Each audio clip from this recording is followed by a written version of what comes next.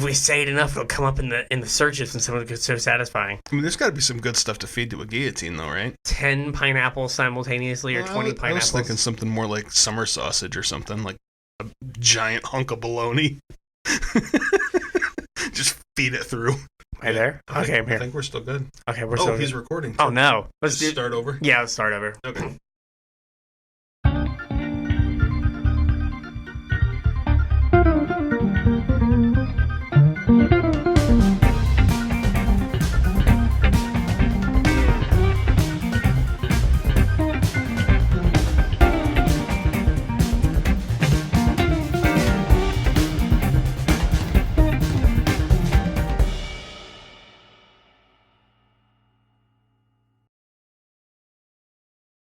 Hello, and welcome to episode 25 of the Casual Try Hard podcast. I'm Bryan. And I'm James. And we're going to talk about Core 2020. And today we're coming at you in beautiful live Technicolor here at the very good Podcast Network studios at Myrtle Beach Games. Yep.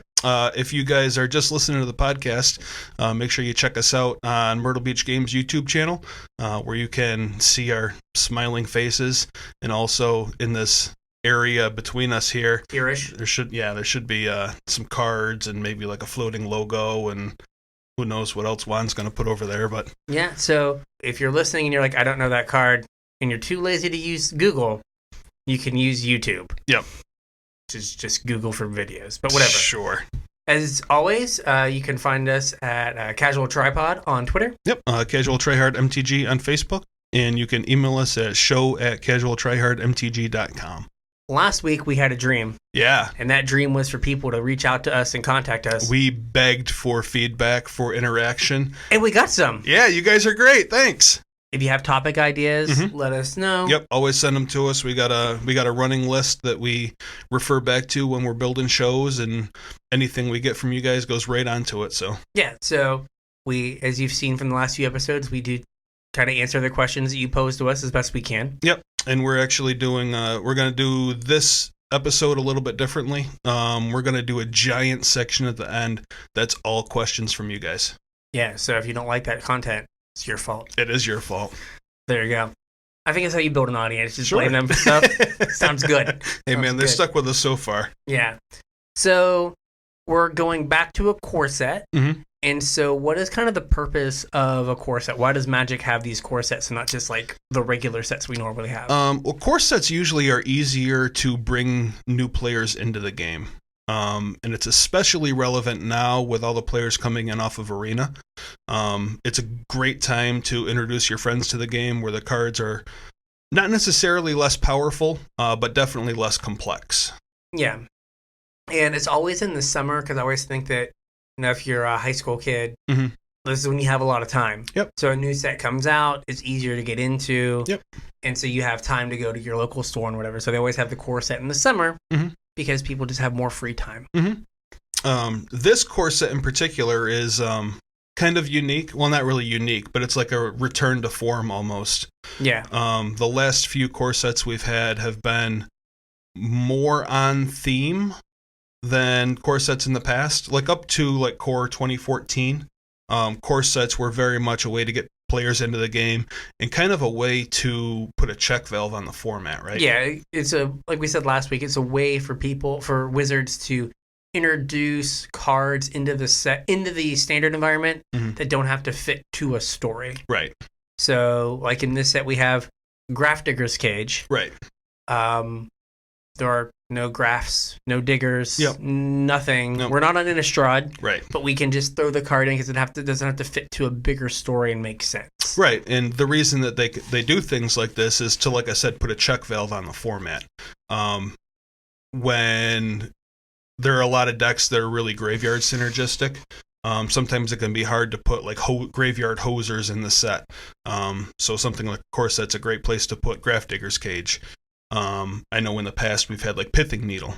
Yeah, Pithing Needle is kind of the quintessential example of this. Yeah, it's a card that's not that it's hard to reprint, but it doesn't fit in everywhere, and it's a good answer to something very specific in a format. Yeah. So it just gives them a way to, one, put answers in the format, and two, it gives them a way to just reprint random things that may need reprinted. Last core set, I think the two big reprints were probably Scape Shift. Yep. Scape Shift had one printing in like the Lorwyn block. Yeah, they were getting really expensive. They were like $50 a piece. Yeah. And they reprinted it in the core set, and I think they were like $8. Yeah, they got down. I think they're coming back up now, but they were down to like $7 or $8 for a while. And then you should have picked up your Scape Shifts. Yeah, and then Crucible of Worlds. Yep, that's the other one. And it never got particularly cheap, but it went from like $50. You get them for $20. Right. So they're also on their way back up. So if you need Crucibles, you should pick those up too. Yeah. So it's a way for them to like put cards that maybe aren't going to be super standard relevant, but they will be played in older formats and they need a reprint. Yep. So I think core sets kind of fill those three roles, right? Getting people into Magic. Yep. Putting answers in the format they couldn't otherwise put in. Yep. And then reprinting cards for older formats. Yeah, that they couldn't like fit into other sets. Couldn't fit into another set. Yep. Exactly. So there's one more thing that we haven't had in the last few core sets. We didn't have them in 2015, I don't think. We didn't have them in Origins, and we didn't have them in 2019. But they're the color hosers. There was still protection in 15, right? Yeah, but they weren't the hosers. Like there wasn't like the one from Core 14 was like Witchbane Stalker. Yeah, and Lifebane Zombie. Yeah, that's what it was. Lifebane Zombie, and maybe it was just Witch Stalker. Yeah, the pro blue. Yeah, green guy. Yeah, so they're another way that Wizards can kind of check the format without necessarily putting hate cards in. If blue decks become omnipresent, you can play like the number of this one specific color hoser will. So let's kind of go back for a second and let's define what the color hosers are. Oh, sure. So what are the color hosers?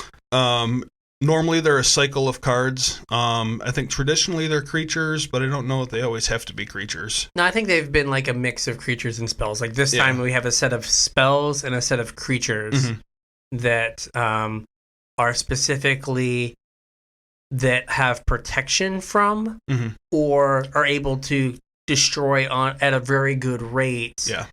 Something of a particular color. Something of a particular color. So it's always an enemy color or an enemy color pair. So for this set, the spells, the white spell blows up, red and black things. Yep. The black thing spell blows up green and white things. Yep. So when you look on the back of a Magic card, you have the 5 colors. And if you look at white on the opposite side of that this pentagon, you have red and black. Right. So those are enemy colors. Yeah, if you didn't know that, the way that the dots on the back of the card are arranged are like they matter. Yeah. You have your allied colors are the colors that are beside you. Yep. And then your enemy colors are the colors that are across from you. Yep. So we have a set of cards in each color that are spells that interact with their enemy color. Yep. Enemy color pair. And then we have a set of creatures that interacts with one of those two colors. So you have a red card that has protection from white. You have a blue card that has protection from red. Yes. So you have a green card that has protection from blue. So you have one of those colors is protected against. Yep. So they're color hosers because they're not good against not that color. Right. But they're phenomenal when you're playing against that color. Yep. So there's the black card, which Noxious something. Yeah, it's on this list here somewhere. Okay, we're doing a good job for you guys. Yeah, sorry. Noxious Grasp. Noxious Grasp. One of the black, destroy a white or green creature or planeswalker. Gain a life, because sure. Why not?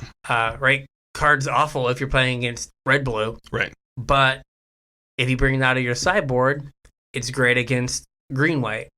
Right? So that card can serve as a check against Teferi decks because Teferi's white, so you can kill a Teferi for 2 mana. Right? Then there's the red one. Fry. 1 in the red, deal 5 to a blue or red, or blue or white creature or planeswalker. Again, Teferi is both blue and white. Right. 5 him, kill him. Yep. So now there are these cards that coming out of your sideboard to answer very specific, what have been oppressive cards in the format. Right, and like depending on how oppressive they are, like sometimes you even main deck them. Yeah. I know in like Theros standard, people main decked Lifebane Zombie. Yeah, it was because it was 1 black for a 3/1. Yeah. With Menace? Intimidate. Yeah. And when it came into play, you got to look at your opponent's hand, and you could make them discard or exile a green card. Discard green or white. Green or white. Yeah. So it was just a reasonable card to play. A 3-mana 1/3 with Intimidate, which means it can only be blocked by creatures of the same color. Black or artifact. Or was that Fear? That's Fear. Is black. Yeah, Intimidate I think is just the same color. Yeah. Right. So it was a reasonable creature, and it had this like random upside. Yep. But there are some times that the color hosers are super specific, like the spells. Yeah. Like, unless everyone's playing Esper. Right. Then maybe you don't play your Fry. Yeah. So those are the color hosers. So they're cards specifically made to punish 1 or 2 colors. Yeah, and that was kind of the thought behind getting rid of them. That's why they didn't print them for a while, because Wizards didn't want people to feel bad for playing a card. Yeah. They didn't want people to get punished for playing them, so they kind of did away with them for a while. And I think Standard suffered for it for a while, too. And we all felt bad because everyone played Teferi. Yeah. Everybody feels bad now. How can I, you can't. Oh, yeah, okay, cool. Cool. Spread the sorrow. Cool. So what are the specific hate cards, other than the color hosers, that they've put into Standard that they wouldn't be able to otherwise have done? So I think we already mentioned one. Yeah, right? Grafdigger's Cage. So that is 1 mana for an artifact. Yep. And creatures can't enter the battlefield from libraries or graveyards, and spells can't be cast from graveyards. Correct. It gets played a lot in Modern. I don't know if there is a Standard application for it currently. Well, it shuts down like half of the Sultai Dreadhorde deck. Half of it. They still get all their Planeswalkers back. Yeah. But like their Planeswalkers aren't as relevant as like Esper's Planeswalkers are either. Fair. So it might be useful there. And then we have the ley lines. Right. The ley lines are the big ones. They were in dire need of a reprint anyway. The black and white ones especially. Ley line of Sanctity is the white one. It's 2 white for an enchantment, but nobody ever plays 2 white for it because if it's in your opening hand, you can put it on the battlefield. Yeah, so for no mana, you just at the start of the game. So I have pre-game effects, and you just put it on the battlefield. Yep, and that one gives you hexproof, which is really relevant against burn and all the decks that play discard spells because you just can't be targeted with discard spells. Yeah. And then the black ley line, 2 black, ley line of the void, 2 black, has that same if it's in your opening hand, put it on the battlefield clause. All of the ley lines do. And then it exiles all cards that would go into your opponent's graveyard are exiled instead. Right. It does not, like if you were to cast it late in the game, it does not exile the cards currently in the graveyard. It's not rest in peace. It only exiles the cards that are going there after it's on the battlefield. Right. So they can have a graveyard, you play it, they can still work with that graveyard. Yep. But based on the current complexion of Modern, Leyline of the Void gets played by everyone. Yeah. Leyline of the Void was also like pre this whole Hogak thing. Leyline of the Void was almost $50. Yeah. I don't know what they're up to now that every deck needs them to exist, but yeah, every deck plays 4. Yeah. So this should be a way to hopefully drive the price down and let people get that card for Modern. I think it'll definitely drive the price down. They're at rare. They're not going to be super relevant in Standard, I don't think. Yeah. The price should come way down on them. It's also cool too because like the new artwork on all of the ley lines is awesome. Yeah, so it'll look pretty sweet in foil. Yeah. So that's what I'm looking at here. Yeah. I still like my my guild pack Leyline of the Voids. But, so do I. Yeah. But I think those foils are probably $100, $150 I'm a piece. sure they are. Yeah. Yeah. So I don't ball that hard. Yeah. So those cards like the ley lines, there's no way to really put them in a kind of themed set. Right. I guess we kind of could have in the Ravnica block because they're from Ravnica. Yeah, they were in the Ravnica block originally, but that doesn't really fit. Like the ley lines in this story, like didn't really fit what they were trying to do. So yeah, other than Leyline Prowler, right? He was just hanging out for some reason. So we have all these cards that are going to hopefully give very specific answers to standard in the color hosers. If there's graveyard decks, we have that. Yep. But it's really going to help the older formats. Yep. Now, we talked about the 2 ley lines that happen to be hosers. The other 3 aren't really hosers, though. So ley lines can do things besides just hose a deck. Some of them can just go in your bulk box and be traded into Star City for a quarter. Sure. Or they could be traded into Myrtle Beach Games for a quarter. Yeah. Trade them into Myrtle Beach Games for a quarter. The blue one got hot for a minute. Sure. It's like 2 years ago. It spiked to like $10 or whatever for some reason. I don't remember why. Okay. So the blue one, 2 blue. Yep. Gives everything flash. Everything you have has flash. Yep. That's it. So yeah, Teferi does that for 3 mana and also bounces a nerd. You're right. Yeah. It doesn't let you cast your creatures at instant speed, but lets you cast all your spells at instant speed. Yep. So cool. Yeah, the red one is bulk. It'll go in a box. I don't think it'll ever see play. Yeah. This is the 3rd version of a red ley line. Yeah. They've yet to make a good one. They keep trying. Yeah. And they keep just like stepping their toe. So the red one is a ley line of combustion. It's 2 red. It has the ley line clause, and it says whenever you and or at least one permanent you control become the target of a spell or ability an opponent controls, ley line of combustion deals 2 damage to that player. Sweet. Yeah. So yeah, it cards never play it anywhere. Doesn't do anything. Doesn't do anything. The green one I do think has some applications. Yeah, the green one very much asks you to build a very specific deck. And if that deck is good, the ley line's good. Yep. If it's not, the ley line is bad. Yep. It's a 2 green with a ley line clause, and says whenever you tap a creature for mana, add an additional green mana.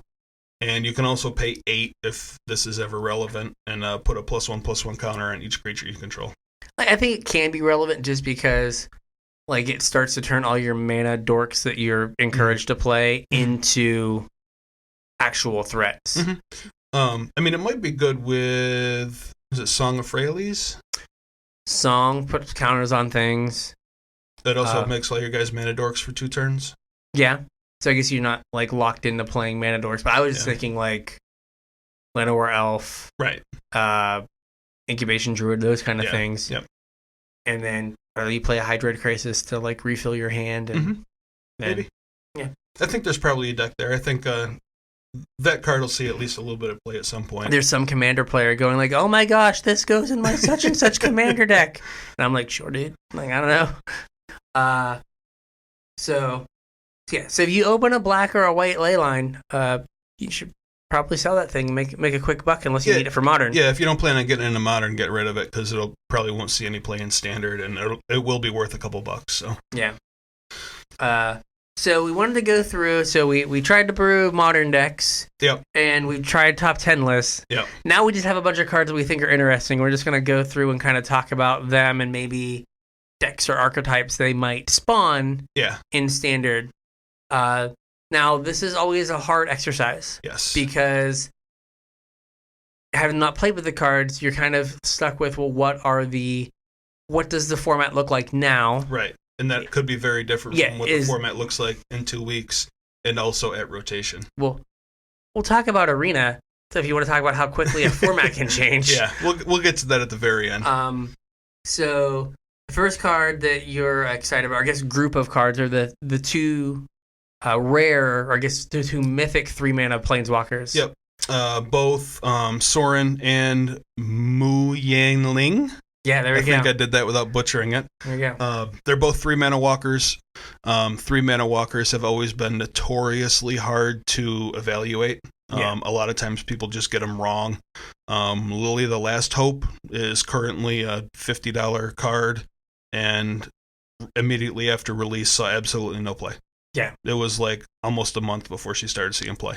People realized how good she was. There's also new 3-mana Chandra. Chandra, Acolyte of Flame, is also 3-mana. Yep. So we have 3 3-mana planeswalkers.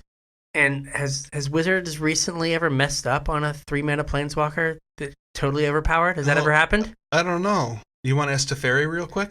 or his girlfriend Narset. Yeah, like I don't know. Narset too. Yeah. Yeah. So they evaluate these cards really well as well. Yeah, so. but like people evaluated Teferi correctly. People thought Teferi was going to be nuts, and he is. Yes. But Narset kind of flew under the radar a little bit. Yeah, and then people were like, "Oh yeah, this is pretty good." Dig Through Time's a good card. Yeah. On top of that, people like to draw cards, so let's not let them do that. Yeah, saying no, it works. It does. Just say no. Just say no. Yeah. Thanks, Nancy. Yeah. But I think Sorin's a cool card. Tribal Planeswalkers haven't really existed a whole lot. Like there was Nissa. We had just a bunch of the same planeswalkers in a deck. I was gonna say No. I meant like planeswalkers that want you to play a tribe. Oh yeah. Because like the original Nissa wanted you to play a bunch of elves. Okay, which is fine. I didn't remember this. Yeah. And like Sarkhan has kind of always wanted you to play dragons, but dragons are kind of overcosted to play as a tribe. 3 mana Sarkhan says play dragons. Yeah. The one from M19, and then the Lily from M19 wanted you to play zombies. Yeah. And everyone went, no. Yeah. We will not play zombies, Lily. Yeah. Well, to be fair though, like the zombie deck kind of rotated out with Amonkhet. Yeah, like there wasn't enough support for her. Yeah. But we are for 3 months going to have Sorin and all of the Ixalan zombies. Yes. So I do think there's something there. We actually get 2 Sorins. We get the 4 mana Sorin and the 3 mana Sorin. Yes. So there could be something there. I think a lot of people are looking at, just the play pattern of some 2 manas vampire into like Sorin downtick play Champion of Dusk. Mm-hmm. The 5 mana 4/4 that draws a card and you lose a life for each vampire. Well, there's also a bunch of 1 mana ones. You got Legion's Landing. Yeah. You got Vicious Conquistador. Yeah. And then on 2, you got Adano Vanguard as a vampire. Dusk Legion Zealot. Dusk Legion. I don't know if you play Dusk Legion Zealot because the Lord is 2 mana also. Oh yeah, the Lord is 2 mana. Yeah. Yeah. So there may be something here. Yeah. Also, Cruel Celebrant is a vampire. Oh yeah. So there you go. Yeah. So there might be a deck there. There was a black-white vampire deck for a little while, back like 2 standards ago. You can refer back to that deck list and then add some Sorins in. I also brewed up a really rough list that we can link in the description. Sure. But it was they're very aggressive decks. Yeah. And absolutely. Even Sorin wants you to be aggressive. He wants you to trade in combat. He's looking to let me read the card because I don't think we've read the card yet. Let's read the card. He's 2 and a black. Yeah, 2 and a black for a legendary planeswalker Sorin. +1. Target creature you control gains Death Touch and Lifelink until end of turn, which wants you to get in combat. You can sacrifice a vampire. It has 2 +1s. The first one was a +1. If it's a vampire, you put a counter on it. The second +1 says you may sacrifice a vampire. When you do, Sorin deals 3 damage to any target and you gain 3 life. And then the -3, which you can hit as soon as it enters the battlefield because it has 4 loyalty, says you can put a vampire from your hand right onto the battlefield. Yeah, so it lets you cheat on mana, but it is very vampire-centric. Yep. So I think it is limited by how good is a low-to-the-ground creature aggro deck going to be. Mm-hmm. I think that is. Well, I think vampires have a little bit of reach too, though. Like you mentioned, the one that draws a card for every vampire you have. You also, like, if you're planning on using Sorin's -3, you get the Siege Rhino vampire that flies. Yeah, I don't know if that's good enough though. I don't know either. Yeah, but like, I'm just thinking of like. There's also that Twilight Prophet, the Bob that hits your opponent. But I was just thinking more along the lines of like in a world of Kaya's Wrath and Cry the Carnarium, like. Are the creatures going to be good enough to kind of stand up to that? I don't know. We'll see. Yeah. The 4 mana Sorin also buys stuff back from the graveyard, so it does. That's worth noting also. Yeah, so it does let you just try again. Mm-hmm. And then Mu Yang Lin. Mm-hmm. Another 3 mana planeswalker. Yep. 1 blue. Yep. She has 2 starting loyalty. Yeah, that's not a lot. No, it's not a lot at all. +2. Target creature gets -2, -0. Yep. And you're very adamant that this ability is underrated typically. It normally is underrated. It was underrated on Lily of the Last Hope. It was underrated on Jace Vryn's Prodigy. The backside of Jace Vryn's Prodigy. And it was great in both those circumstances. The plus was always relevant. And it was also really good on Jace Architect, I thought. Yeah. So she has so she comes in with 2 loyalty. She can +2. Mm-hmm. She can -3 and make a 4/4 elemental bird. Yeah. With flying. Yep. So you're always locked into you have to plus her when she comes down because you can't minus her. And then -8 is you get an emblem that says all islands you control have tapped, draw a card. Which is awesome. Which is you really got to awesome. get to 8, but you got to get to 8. That should win you the game, though. It should. Yeah. Unless you're really bad. Yeah. Let's see if I can get it on the camera here. Draw 12. Yeah. Should be good enough. Should be good enough. Yeah. But I worry that like she might be too slow like on the draw. It might be. Like against an aggressive deck, like being able to like kind of fog one creature, right? You could just then get beat up by the other one and never be able to really like make headway. Like against like Gruul, I think was my example. Like you know, if you're on the draw with her and they go like Thorn Lieutenant into Gruul Spellbreaker, you probably lose your she's your not gonna stick Planeswalker around. Right. So that's my concern. But again, 3-mana Planeswalkers are super hard to evaluate. So then we also have a rare 3-mana Chandra. Chandra, Acolyte of Flame. So she's 1 red. Yep. For a Planeswalker with 4 loyalty. Yep. Much more than 2. Yeah, cannot get shocked. Yeah. But she doesn't have a plus. Right, it's 2 zeros, which is kind of weird. So her first 0 is put a loyalty counter on each Planeswalker, red Planeswalker you control. So I guess she does have a plus. She zeros and puts a loyalty counter on herself, so it doesn't do anything. Right. Unless you have other red Planeswalkers. Name Chandra. Sure. Well, they don't have to be Chandra. They don't have to be Chandra. It could be Sarkhan. Sure. Could be. They make a nice team, I guess. Yeah. She then, for 0, creates 2 1/1 red elemental creature tokens. Yeah, and that's kind of what you're playing this for, right? Yeah. I think that I've heard people kind of describe it as kind of like a Legion War Boss or a Goblin Rabble Master. Rabble Master, right? It plays really well if you play a creature on like 2 and then your opponent like Teferis, downticks, and bounces it. Yeah. You just slam your Planeswalker and you get to kill their Teferi. Yeah.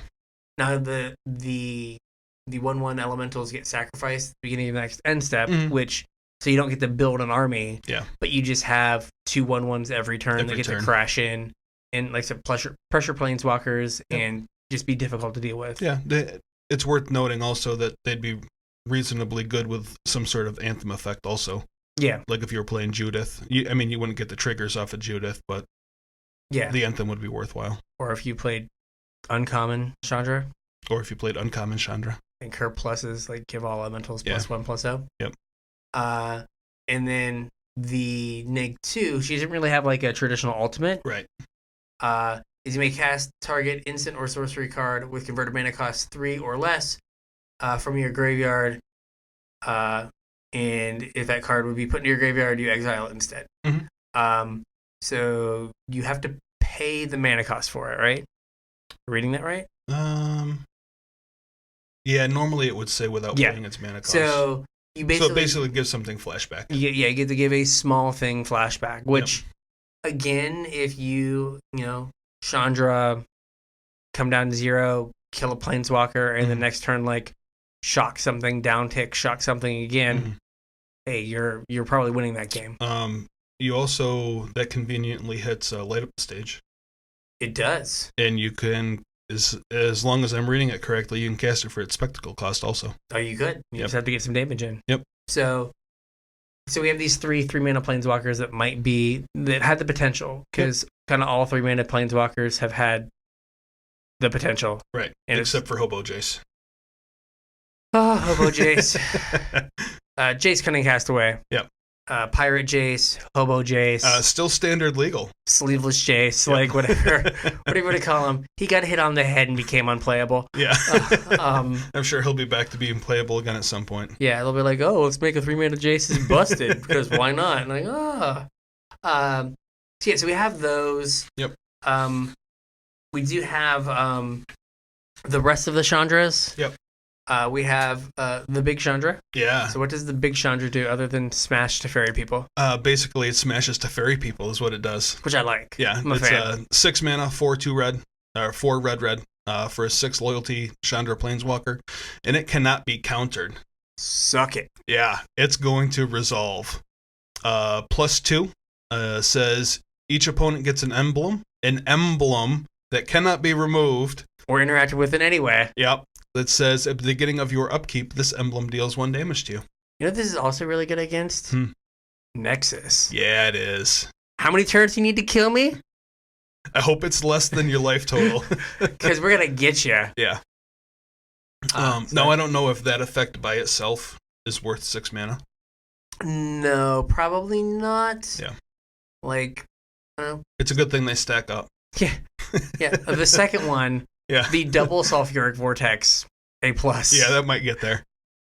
Also has a neg-3 ability. It deals 3 damage to each non-elemental creature. So it comes down and Anger of the Gods is the board. Yeah, cleans everything up. Yep, everything's small at least. Yeah, I mean, so she protects herself pretty well in that regard. Yep. If, like, you are, like, in some sort of creature matchup. Yeah. And then you can neg X, and it deals X damage to target creature or planeswalker. And if the permanent would die this turn, you exile instead. Yeah, so again... So it has a little bit of targeted removal as well. Again, so you can... I think the idea here, again, in, like, killing Teferi is Teferi pluses to 5. Yep. You untap, slam your Chandra. Kill it. You still have a Chandra on 1 that they have to deal with because they can't let you plus to it and give them an emblem because they're not looking to kill you in less than 20 turns. Right. So this could spawn, this could make Grixis playable. It might. Right? Like if you, what's his name? Nicobolus into her, good game. Yeah. Where that's just game over. Yeah, I win now. Yep. But she's gonna resolve. You're gonna get something valuable off of her. You're gonna kill a creature, kill all the creatures. Yeah. Or just put your opponent under a very strong clock. Yeah, you're putting a time limit on the game. Yes. Which again, Nexus decks they need a time limit. Yeah. Yes, they do. Time out! Whoa! What's wrong? We went too long. Oh, yeah, we did. Yeah, sorry. So there's going to be another episode after this, so find us down on the YouTubes and watch the rest of it. Yeah, hopefully you like what you see.